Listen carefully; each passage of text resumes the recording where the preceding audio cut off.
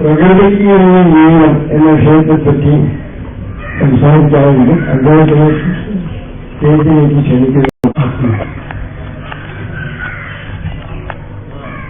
വളരെ ഗഹനമായ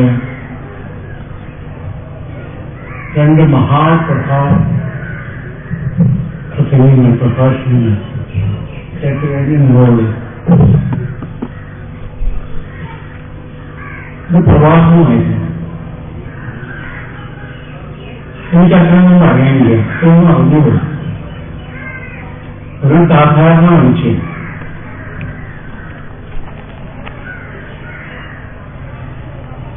ചിത്തമേഖലത്തിലെ 4-5-6 അധ്യായങ്ങളെ അടിസ്ഥാനപ്പെടുത്തിയിട്ട് എനിക്ക് കുറച്ച് കാര്യങ്ങൾ പറയാം. അതിനുണ്ട് ലളിതമായ 1-2 കാര്യങ്ങൾ പറയാം. ഏത് ഭൗതികത്തിലും ആത്മീയത കണ്ടെത്തുകയാണ് ശിവാനന്ദ പരമഹംസരുടെ മഹത്വം. അഥവാ ഏത് ആത്മീയത്തിലും ഭൗതികത കണ്ടെത്തി എന്നതാണ് സത്യവേദത്തിന്റെ മഹത്വം. ഇത് രണ്ട് നമ്മളൊരു വ്യത്യാസവും സ്വാമി കണ്ടിട്ടുണ്ട്. ഭൗതികത മാത്രം എന്ന് പറയുമ്പോൾ ആത്മീയത മാത്രം, അഥവാ ആത്മീയത മാത്രം എന്ന് പറയുമ്പോൾ ഭൗതികത നഷ്ടപ്പെടും. രണ്ടും ചേർന്നാണ് ജീവിതം എന്നാണ് എൻ്റെ പഴയ കഥ. വളരെ പഴക്കമില്ലാത്തൊരു കഥമാണ്. പ്രാർത്ഥന മൂത്ത ജ്യേഷ്ഠനായ ആഴ്വാഞ്ചേരി തമ്പാക്കളെ കാണാൻ പോയി. രാവിലെ ചെന്നു. എങ്ങോട്ടെങ്കിലും പോകട്ടെ എന്ന് ചോദിച്ചപ്പോൾ അദ്ദേഹം രാവിലത്തെ കർമ്മങ്ങളിലാണ്, നിത്യകർമ്മങ്ങൾ, കുളി, ദേവാരാധന, നിത്യപൂജ, ഗണപതി പൂജ, ലക്ഷ്മി പൂജ, അങ്ങനെ കുറേ കർമ്മങ്ങൾ. ഓരോ തവണ ശ്രദ്ധിക്കുമ്പോഴും ഓരോ കർമ്മത്തിന്റെ പേര് ഇങ്ങനെ വന്നുകൊണ്ടിരിക്കുന്നു. എല്ലാം കഴിഞ്ഞ് ഒരു 7-7:30 മണിയായപ്പോ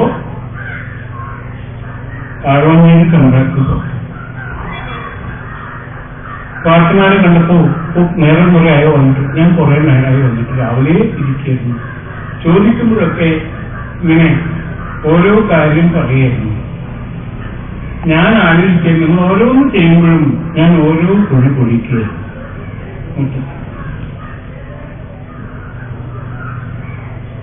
ദേവാരാധന സമയത്ത് ഒരു കുഴി കുഴിക്കുകയായിരുന്നു, സൂര്യാസ്ത്രയുടെ സമയത്ത് ഒരു കുഴി കുഴിക്കുകയായിരുന്നു. എങ്ങനെ കുറെ കുഴി കുഴിച്ചു വെച്ചു. എന്റെ വിഡിത്തം ഇതെല്ലാം കൂടി ഒരു കുഴിയായിരുന്നു. ഇനിയിപ്പോ വെള്ളം കണ്ടേനെ ഇതൊക്കെ കുഴി കുഴിക്കേണ്ട ആവശ്യമുണ്ടോ? എല്ലാ കുഴിയും ഒരു സ്ഥലത്താ കുഴിച്ചിരുന്നെങ്കിൽ ഞാനിപ്പോ വെള്ളം കണ്ടായിരുന്നു.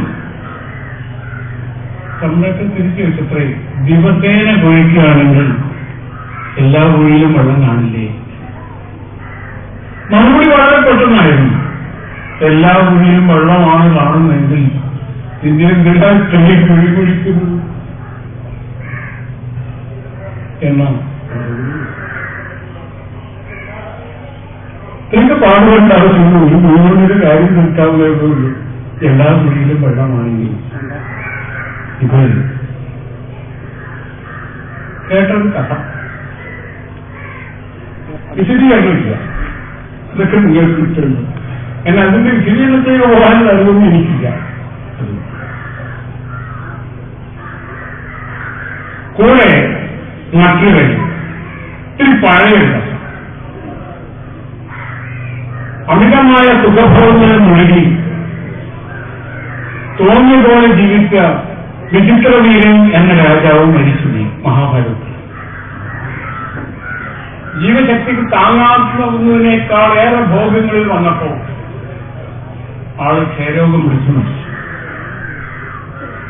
വംശനാശത്തിന്റെ വക്കിലെത്തിയപ്പോ മക്കളെ തരണേ എന്ന മൂത്ത മകനോട്, വ്യാസനോട് സത്യവതി ആവശ്യപ്പെട്ടു.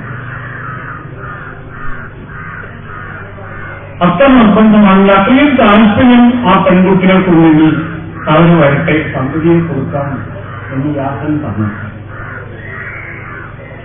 വന്നു അംബിക.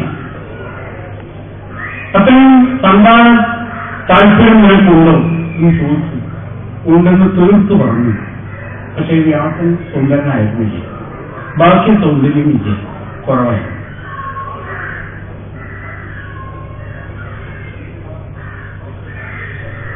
അംബിക കർണടക്കി. വ്യാസൻ സംഗമിച്ചത് യോനിയിലൂടെയല്ല, ലൈംഗികമല്ല.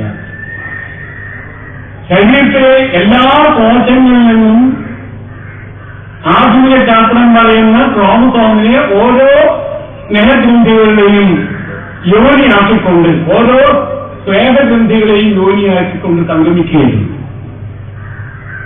ഭൂമധ്യത്തിലേക്ക് ശരീരത്തിലെ ശക്തി മുഴുവൻ ആവാഹിച്ച്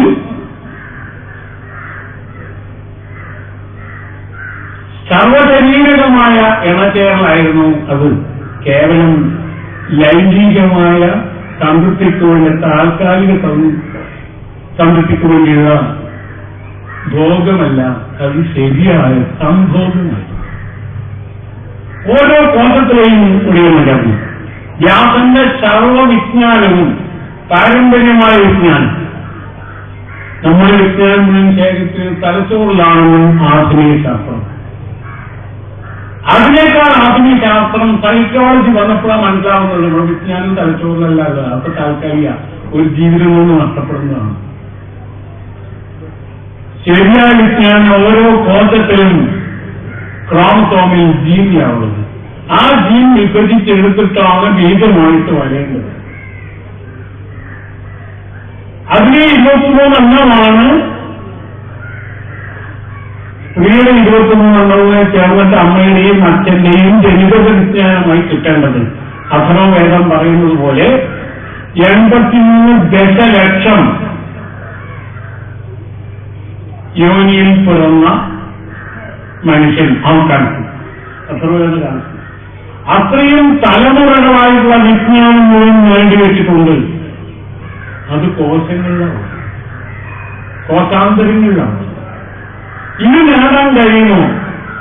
ഇതൊന്ന് അല്പം തുറക്കാൻ പറ്റുമോ? നമ്മുടെ പിതൃക്കളുടെയും വിജ്ഞാനം അല്പം നേടാൻ പറ്റുമോ? എങ്കിൽ നമ്മൾ മഹാപണ്ഡിതന്മാർ. നമ്മുടെ 3 തലമുറയോ 4 തലമുറയുടെയോ പിന്നിലേക്ക് പോകാൻ നമ്മുടെ ജീവശക്തി കൊണ്ട് നമുക്ക് കഴിയുമോ? എന്തിനാ? കഴിഞ്ഞ ദിവസം പറഞ്ഞതന്നെ ഈ ദിവസം ഓർമ്മയില്ല. നമ്മുടെ തലച്ചോറ് അത്ര ദുർബലമാണ്. നിങ്ങൾ ഒരു തലമുറ മുഴുവൻ ഒരു 50 കൊല്ലം ഒരു ആനയെ കൊണ്ടുവന്ന് നാട്ടിൽ പോയിട്ടു, കാറ് കാണാത്തൊരാന ഗുരുവായൂരമ്പലത്തിൽ നടക്കിരുത്തിയ ആനയെ കൊണ്ട് കാട്ടിൽ വിട്ടു. ആ ആന സുഖമായി കാട്ടിലൂടെ പോകും. കേരളത്തിലെ ആനയാണ്. ഈ കാട്ടിലൂടെ പോകും. അതിന് വലിയ ചെവിയുണ്ട്. 2 കിലോമീറ്റർ ദൂരത്തിലുള്ള ശബ്ദം കേൾക്കാം. ആനക്ക് ചെറിയ ചെവിയല്ല, വലിയ ചെവിയാണ്. വെള്ളം ഒഴുകുന്ന ശബ്ദം തിരിച്ചറിയാം. അതിന് ആ ഭാഗത്ത് വെള്ളം കുടിക്കാൻ അറിയാം. തിന്നേണ്ട ചെടി ഏതാണെന്ന് അറിയാം. ജീവിതത്തിൽ കണ്ടിട്ടില്ലാത്ത ഗുരുവായൂരമ്പലത്തിന് ഉരുളച്ചോറും അങ്ങനെ ഭക്ഷണമേ അല്ല, സാധനം മനുഷ്യന്റെ ഭക്ഷണമാണ് കൊടുക്കുന്നത്. ഒക്കെ തിന്നിട്ടുള്ള ആന കാട്ടിലെത്തിയാൽ തിന്നേണ്ട ഓരോ ചെടിയും തിരിച്ചറിയും. കൃത്യമായി അതിനെ തിന്നിരിക്കണം. മനുഷ്യൻ ഇടപെടാത്ത കാടാണെങ്കിൽ അതൊക്കെ അവിടെ ഉണ്ടാവുന്നതാണ്. മനുഷ്യൻ ഇടപെട്ടാൽ പിന്നെ റബ്ബറും മുൻകാലത്ത് മാത്രമാണ്. അതല്ലാത്ത കാട്ടിലൊക്കെ ഉണ്ട്. ആന കൃത്യമായിട്ട് കണ്ടുപിടിക്കും, തിന്നിരിക്കും. ആന ഏത് സ്കൂളിലാണ് പഠിച്ചത്? ഏത് പാഠശാലയിലാണ്, പാഠപുസ്തകത്തിലാണ് ഇതുള്ളത്? എങ്ങനെയാണ് പഠിച്ചത്? എത്രയോ തലമുറ മുമ്പ് യാത്ര ചെയ്ത വഴിയിലൂടെ മൊത്തങ്ങയിലെ ആന ബേപ്പൂർ വഴി, ബന്ദിപ്പൂർ വഴി നേരെ കയറി പോകുന്നു. അങ്ങനെ ഊട്ടി കടന്ന് മുക്കൽക്ക് ചാൻസുകളിലൂടെ സൈലന്റ് വഴി എത്തുന്നു. കരിങ്കോലിയിൽ നിന്ന് റോഡ് കടന്ന് ശിരുവാണിക്കാട്ടിലേക്ക് ഇതെങ്ങനെ ആന എത്തുന്നു? ഒരു തലമുറയ്ക്ക് മുമ്പ് വന്ന വഴിയിലൂടെ കൃത്യമായി വരും. കരിങ്കോലിയിൽ അടിച്ചുണ്ടാക്കിയ കെട്ടിടങ്ങൾ മുഴുവൻ ആന പോകുന്ന വഴിക്കുള്ള കെട്ടിടം മുഴുവൻ മന്ദമുട്ടിക്കാട്ടിൽ ആന വലിച്ചു പറിച്ചു കളഞ്ഞിട്ടുണ്ട്. എന്നാൽ ആന പോകുന്ന വഴിയാണ് കൃത്യമായി അങ്ങേക്കറിയാം. ഇതെങ്ങനെയാണ് ആന അറിയുന്നത്? ഖുർആൻ ഭംഗിയായി എഴുതിയിട്ടിരിക്കുന്നു. എല്ലാ ജന്തുക്കളും ഇസ്ലാമാണ്. മനുഷ്യനൊഴിച്ച് തമാശ അവിടെയാണ്. എല്ലാ ജന്തുക്കളും ഇസ്ലാമാണ്. കാരണം അതൊക്കെ പ്രകൃതി നിയമത്തെ അനുസരിച്ച് ജീവിക്കും. മനുഷ്യന് മാത്രം ഈ കൊടുത്ത് കൂട്ടാൻ പറ്റും. മനുഷ്യന് ഇസ്ലാം ആവില്ല. കാരണം പ്രകൃതി നിയമം ബാധകമാണ്. അതിന് വിരുദ്ധമായിട്ടാണ് ജീവിക്കുക എല്ലാ കാര്യങ്ങളും. ഇതൊക്കെ പറയും. ചിലപ്പോൾ ആചാരങ്ങൾ വേദത്തിലെ മറ്റേ ഇസ്ലാമാവാൻ ശ്രമിച്ചേക്കും. ഉള്ളിന്റെ ഉള്ളിൽ ഇതാവുന്നില്ല. ഭംഗിയായി ഇസ്ലാം. എല്ലാ ജന്തുക്കളും ഇസ്ലാമാണ്. മനുഷ്യനൊഴിച്ചു. ഇത് പറഞ്ഞാൽ കാര്യം മനസ്സിലാവും. ആനയ്ക്ക് ഡാക്ടറായിട്ട് അറിയാം. വയറുവേദന വന്നാൽ എന്താ വേണ്ടതെന്നൊരു പൂച്ചക്കറിയാം. കൃത്യമായി ഉള്ളിൽ നിന്നും ചീത്തയായ ഭക്ഷണം വയറ്റുന്നത് ഛർദ്ദിപ്പിച്ച് കളയും. അത് പൂച്ചക്കറിയാം. പൂച്ചയുള്ള പഠിച്ചത് ഏത് പ്രകൃതി തീർച്ചയാ പഠിച്ചത്. പട്ടിക്കറിയാം. ഓരോ ജന്തുവിനും പാരമ്പര്യമായ കിട്ടിയ അറിവ് മുഴുവൻ ജനിതകത്തിലൂടെയുണ്ട്. അവ സന്ദേശം കൈമാറുന്നുണ്ട്. അതിന്റെ ഭാഷ കൈമാറുന്നുണ്ട്. 4-ാം അധ്യായം വായിച്ചു നോക്കൂ. ചിത്തവേദം അപ്പൊ മനസ്സിലായി. ഇത് അറിയാത്ത ജന്തു മനുഷ്യൻ തന്നെയാണ്. പാരമ്പര്യ വിജ്ഞാനം തീരെയില്ല. ആധുനിക വിദ്യാഭ്യാസം കൂടിയാവുമ്പോൾ ഇത് നേടാനുള്ള കഴിവ് മുഴുവൻ നശിപ്പിക്കുന്നു. നമ്മൾ ഓരോ മനുഷ്യനെയും വെറും ഒരു സോഫ്റ്റ്വെയർ ആക്കി മാറ്റുന്നു. ഒരു പ്രത്യേക കാര്യത്തിൽ മാത്രം ഉൾക്കൊള്ളാവുന്നു. കമ്പ്യൂട്ടർ ഭാഷ സോഫ്റ്റ്വെയർ ആക്കി മാറ്റുന്നു. അവന് പരമ്പരാഗതമായി കിട്ടേണ്ട ഒന്നും കിട്ടിയിട്ടില്ല. ആത്മീയ കുടുംബത്തിൽ തീരെയില്ല. കാരണം അവിടെ മുത്തച്ഛനും മുത്തശ്ശിയും ഇല്ല. അഥവാ മുത്തച്ഛനോ ഉണ്ടെങ്കിൽ ആ മുത്തച്ഛൻ തനി കള്ളു ഭരണി അടിക്കും. ഒരു വസ്തു മക്കളുടെ മക്കൾക്കോ അടുത്ത തലമുറക്കോ കൊടുക്കാൻ ശേഷിയില്ലാത്ത തനി മന്ദബുദ്ധികൾ എന്ന് പറയാവുന്ന ആൾക്കാരായിരിക്കും. മരുന്ന് കഴിച്ച് തലച്ചോറിന്റെ കഴിവ് മുഴുവൻ നശിപ്പിച്ച് അൽഷൈമേഴ്സ് ബാധിച്ചിട്ടുണ്ടായി. സമൂഹത്തിന് ഒരു ഗുണം ചെയ്യാത്ത പ്രായപൂർത്തിയായ ആൾക്കാർ, ഓർമ്മ അശേഷമില്ലാത്തവർ, ശരീരം മുഴുവൻ അലുമിനിയം നിറച്ചവർ, അവരെ കൊണ്ട് സമൂഹത്തിന് ഒരു ഗുണവും കിട്ടാൻ പോകുന്നില്ല. കാരണം അവരെ കയ്യിലൊന്നും സ്റ്റോക്കില്ല. അവർ ജീവിതകാലം മുഴുവൻ നേടിയ അനുഭവ സമ്പത്ത് വേണം. എന്തനുഭവമുണ്ട്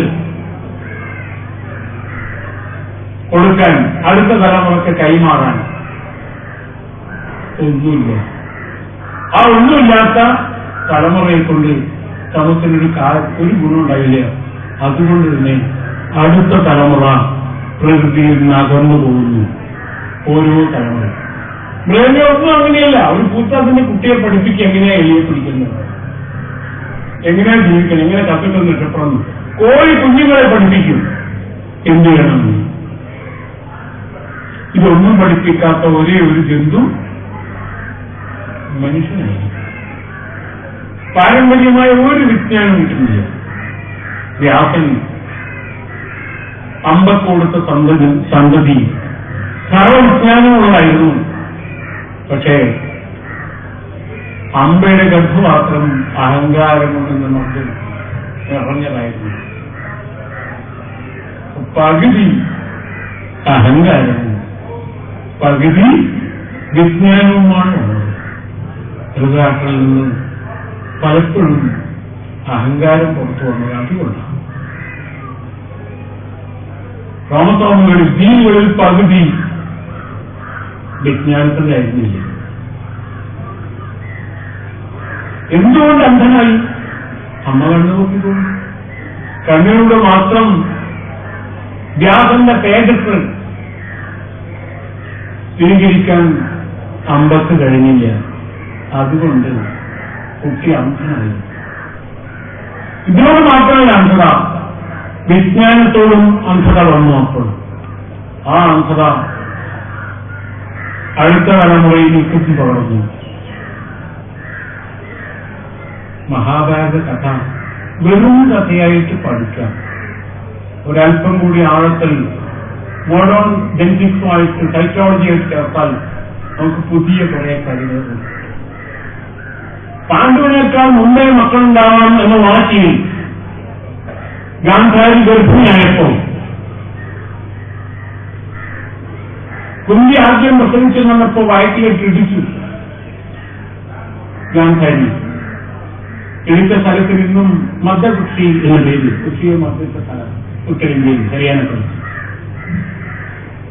പിന്നെ പ്രസവിച്ച ഒരു വലിയ മാംസപിണ്ടത്തെയായിരുന്നു, കുട്ടിയാണ്. വ്യാസൻ അതിനെ മുറുക്കി ഭരണികളിലാക്കിയിട്ടാണ് രാസചികിത്സയിലൂടെ 3 മക്കളെ കിട്ടി. പക്ഷെ ജനിതഗുണം മാറില്ല, ജന്മഗുണം അങ്ങനെ തന്നെ. ഇത് മഹാഭാരതം വായിക്കാൻ മനസ്സിലാവും. അമ്പാടിയോ വ്യാസനെ കണ്ടപ്പോൾ തന്നെ അറപ്പാണുണ്ടായിരുന്നു. അതുകൊണ്ട് ശരീരമാകെ മറച്ചു വെച്ച് ഒഴുത്ത പുറപ്പുകൊണ്ട് വ്യാസൻ സർവശക്തിയും ഉപയോഗിച്ച് മൂത്തകുട്ടി അന്ധനായി പരിപിടിക്കുന്ന അമ്മയോടുള്ള കടമമുണ്ട്. തന്റെ ബാധ്യത തീർക്കാൻ സർവശക്തിയിലൂടെയും അമ്പാടിയുടെ ശരീരത്തിന്റെ സർവകോശങ്ങളിലേക്കും പ്രവേശിച്ചു. അവിടെയും ബന്ധം ലൈംഗികമല്ല, സർവശരീരകമാണ്, വ്യായനിലൂടെയാണ്. പക്ഷേ കുട്ടി പാണ്ഡനായിരുന്നു. മേലാസകലം പുതപ്പ് വെച്ചു. അപ്പൊ കുട്ടി ജനിക്കുന്ന സമയത്ത് അമ്മയുടെ വികാരം എന്താണ്, അമ്മയുടെ രക്തം എങ്ങനെയാണ്, അച്ഛന്റെ രക്തം എങ്ങനെയാണ്, അച്ഛൻ മദ്യപിച്ച സമയത്തുണ്ടാവുന്ന സന്തതിയാണോ, അപ്പോഴത്തെ ക്രോമസമാണോ വന്നിരിക്കുന്നത്, കുട്ടി തീർച്ചയായിട്ടും മന്ദബുദ്ധിയാവും. ഒരു സംശയം വേണ്ട. മയക്കമരുന്ന് അടിക്കായ ഒരു കുട്ടിയാണ്, ഒരു യുവാവിനാണ് മക്കളുണ്ടാവുമെങ്കിൽ തീർച്ചയായിട്ടും അത് കുട്ടിയെ ബാധിച്ചു. അങ്ങനെ ബാധിച്ചുകൊണ്ടിരിക്കുന്നു. ആ കുട്ടികൾ തുറവിലേക്ക് വരുള്ളൂ, കുറ്റവാസനയോടെ വരുള്ളൂ. അവരെ അനുവദിക്കാനായിട്ടേ തീരുള്ളൂ. ഇത് ജനിതക ഗുണമാണ്, ഇത് മാറ്റാൻ പറ്റില്ല. ഒരു വിദ്യാഭ്യാസം കൊണ്ടോ പ്രത്യേക പരിശീലനം കൊണ്ടോ മാറ്റാൻ പറ്റുന്നതല്ല. ജനിക്കുന്ന സമയത്തുണ്ടാവുന്ന ബന്ധം ശാരീരികം മാത്രമല്ല, വൈകാരികം മാത്രമല്ല, അത് മനസ്സിന്റെ അതീത തലങ്ങളിലുള്ളതാണ്. അതാണ് 5-ാം അധ്യായം സിദ്ധവേദം ഭംഗിയായി പറഞ്ഞു. ഇത് വായിക്കുമ്പോൾ കുറച്ചുകൂടി ആഴത്തിൽ പ്രകൃതിയൊന്ന് നിരീക്ഷിച്ചാൽ, ചുറ്റുപാടൊന്ന് നോക്കിയാൽ നമുക്കിത് മനസ്സിലാവും.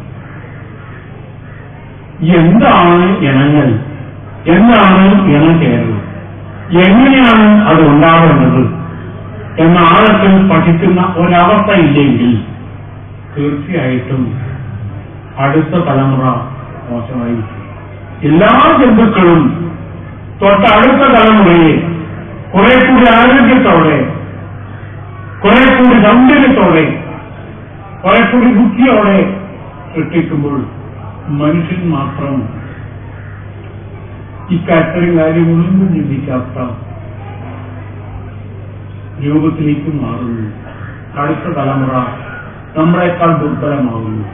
വിദ്യാഭ്യാസം കൊണ്ട് മുൻ തലമുറയുടെ വിജ്ഞാനം മുഴുവൻ കോട്ടാന്തരങ്ങളിൽ നിന്ന് തലച്ചോറിന്റെ കേന്ദ്രത്തിലേക്ക് കൊണ്ടുവരുന്ന, അതാണ് CPU, കമ്പ്യൂട്ടർ സെന്റർ അവിടെയാണ്.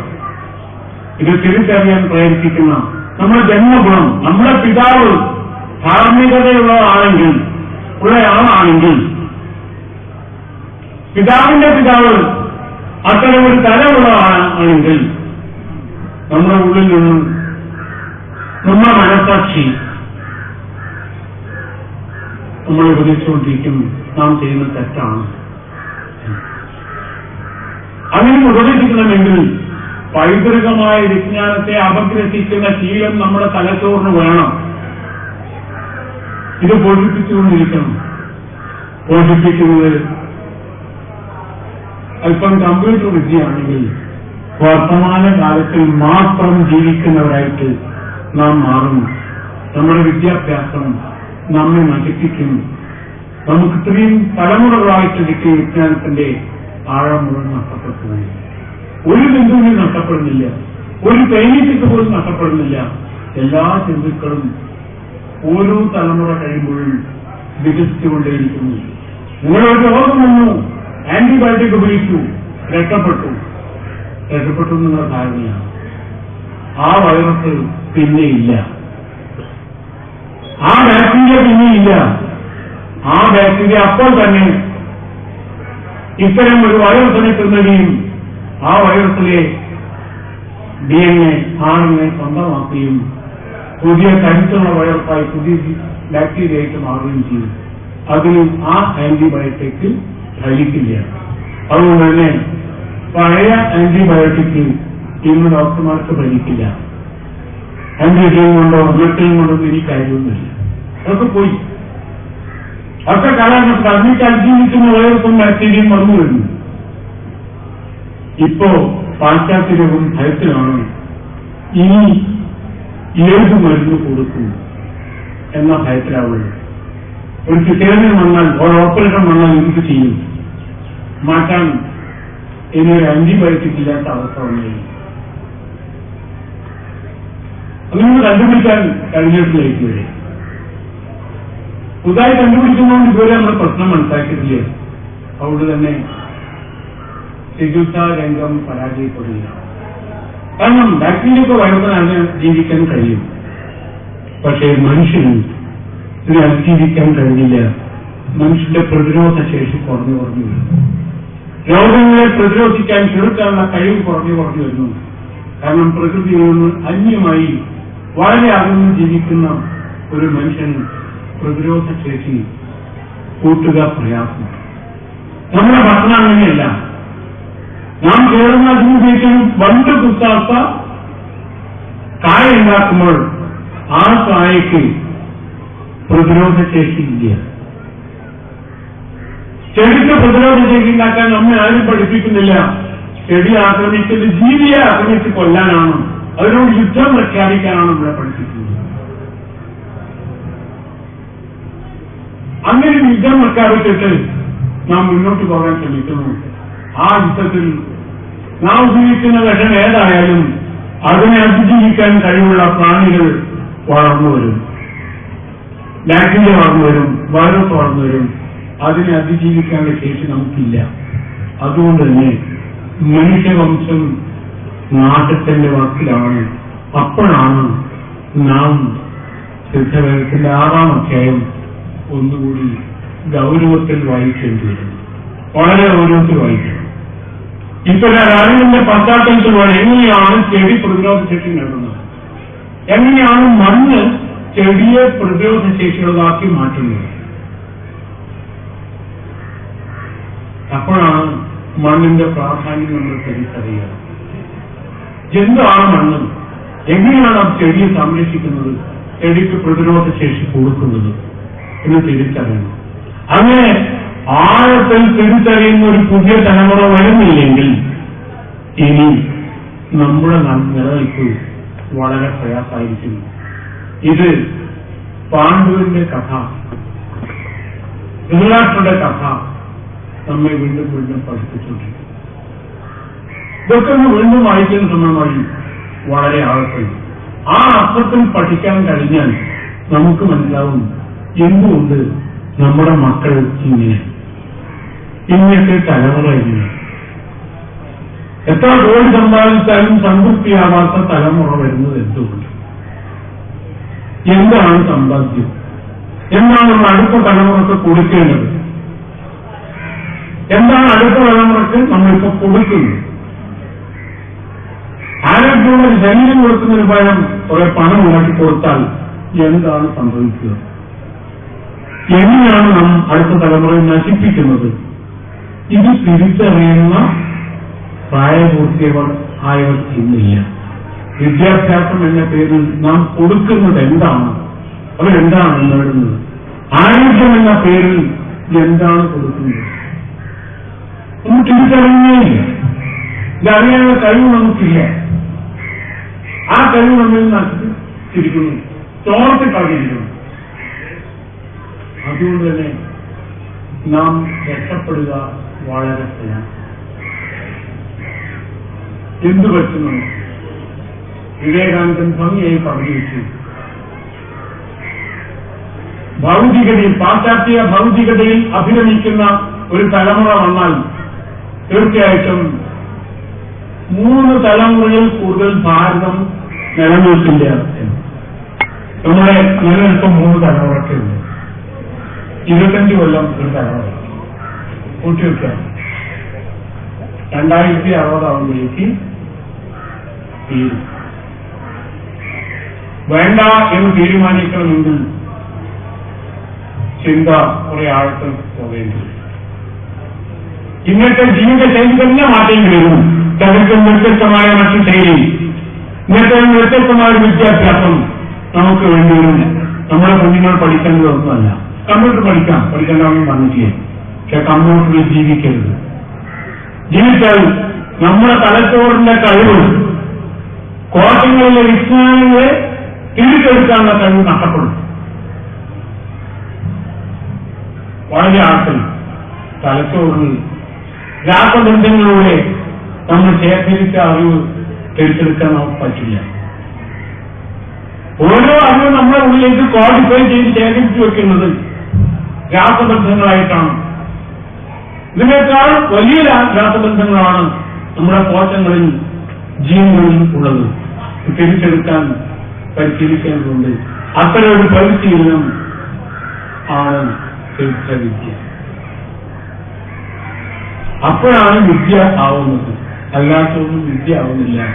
അല്ലാത്തതെല്ലാം അവിദ്യ തന്നെയാണ്. അഥവാ പലപ്പോഴും കുവിദ്യ പോലും ആണ്.